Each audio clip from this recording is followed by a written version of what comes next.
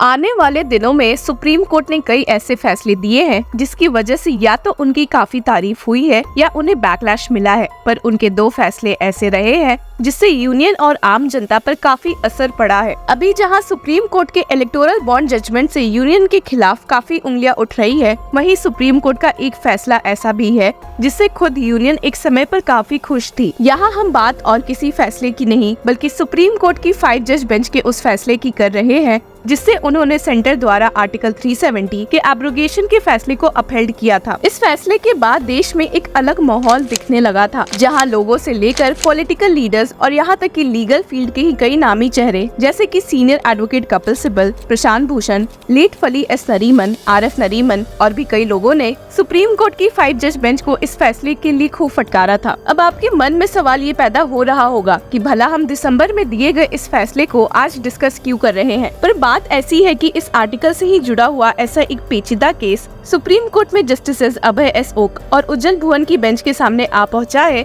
जो खुद ही इस केस को देखकर काफी चौंक गए हैं। चौंकने के अलावा उन्होंने एक स्टेट की पुलिस को खूब फटकार भी लगाई है और कहा है कि उन्हें लॉ अच्छे से पढ़ने की जरूरत है। मामले की शुरुआत होती है एक व्हाट्सएप स्टेटस से। जी हाँ, आपने सही सुना, इस पूरे फसाद की जड़ एक व्हाट्सएप स्टेटस है और ये WhatsApp status professor Javed Ahmad Hajam ने लगाया था, जो कि संजय घोड़ावत कॉलेज कोल्हापुर के एक प्रोफेसर है और कश्मीर के एक रेसिडेंट भी। इस केस में हजम ने 3 स्टेटस लगातार लगाए हैं, which are August 5, Black Day Jammu and Kashmir, 14th August, Happy Independence Day Pakistan, Article 370 was abrogated, We are not happy। इस स्टेटस ने इतनी कंट्रोवर्सी क्रिएट कर दी थी कि महाराष्ट्र की पुलिस ने उनके खिलाफ एक FIR फाइल कर दिया IPC के सेक्शन 153A के तहत, ये इल्जाम लगाते हुए कि प्रोफेसर ने डिसहार्मनी और हेट स्पीच पैदा कर लिया है और लोगों के बीच झगड़ा लगा रहे हैं। प्रोफेसर ने इसके बाद बॉम्बे हाईकोर्ट का भी रुख किया, पर एक शॉकिंग इवेंट में उन्होंने भी ये अपहेल्ड कर दिया कि ये FIR सही है, जिसके बाद प्रोफेसर को सीधे सुप्रीम कोर्ट का रुख करना पड़ा। हालांकि आपको बता दें कि सुप्रीम कोर्ट की बेंच केस का ये सिलसिला देखकर काफी चौंक गई थी कि कैसे महाराष्ट्र पुलिस को सिर्फ इतनी बात पर ये FIR फाइल करना सही लगा, और वहीं बॉम्बे हाईकोर्ट ने भी इस फैसले को अपहेल्ड किया। सुप्रीम कोर्ट बेंच ने महाराष्ट्र पुलिस को फटकारते हुए कहा कि right to freedom and expression नाम की भी कोई चीज होती है, and stated time has come to enlighten and educate our police machinery on the concept of freedom of speech and expression guaranteed by Article 19 subsection 1A of the Constitution and the extent of reasonable restraint on their free speech and expression. They must be sensitized about the democratic values enshrined in our Constitution. सिर्फ यही नहीं, professor द्वारा पाकिस्तान को independence day की बधाई देने पर भी सुप्रीम कोर्ट बेंच ने कहा कि इसमें कुछ गलत नहीं है और लोगों के पास हक है कि वे दूसरे देश के लोगों को उनके खुशी के मौके पर बधाई दे। Bench stated, if a citizen of India extends good wishes to the citizens of Pakistan on 14th August, which is their Independence Day, there is nothing wrong with it. It's a gesture of goodwill. सिर्फ यही नहीं, bench ने कहा कि बस professor एक मुस्लिम है तो इस स्टेटस से उनके मोटिव और धर्म को जोड़ना बेहद गलत है, and stated motives can not be attributed to the appellant only because he belongs to a particular religion. इसके बाद सुप्रीम कोर्ट बेंच ने बाकी 2 स्टेटस की ओर जोर देते हुए कहा कि आर्टिकल 370 के एब्रोगेशन को क्रिटिसाइज करने का हक सारे सिटीजन्स के पास है और सिर्फ क्रिटिसिज्म के बेसिस पर किसी पे भी IPC के तहत सेक्शंस नहीं लगाए जा सकते हैं। Bench stated, it is a simple protest by the appellant against the decision to abrogate Article 370 of the Constitution of India and the further steps taken based on that decision. The Constitution of India under Article 19 subsection 1A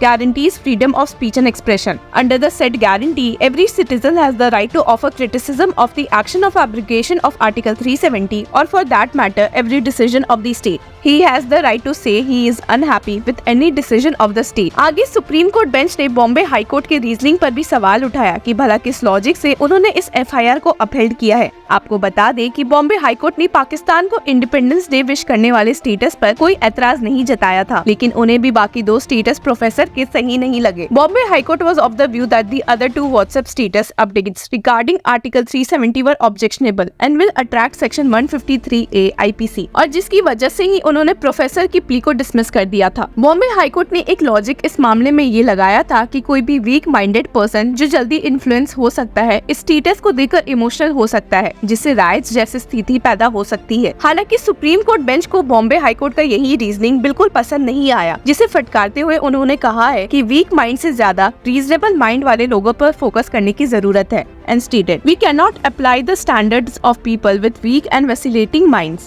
Our country has been a democratic republic for more than 75 years. The people of our country know the importance of democratic values. Therefore, it is not possible to conclude that the words will promote disharmony or feelings of enmity, hatred or ill will between different religious groups. The test to be applied is not the effect of the words on some individuals with weak minds or who sees a danger in every hostile point of view. The test is of the general impact of the utterances on reasonable people who are significant in numbers.